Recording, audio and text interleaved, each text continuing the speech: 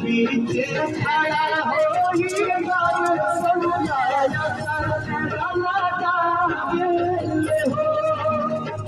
जल बीच खड़ा होई दर्शन आसरा लगावे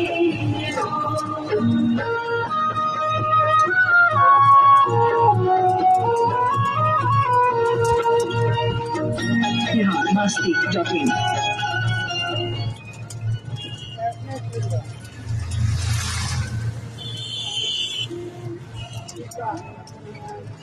Salah live aja.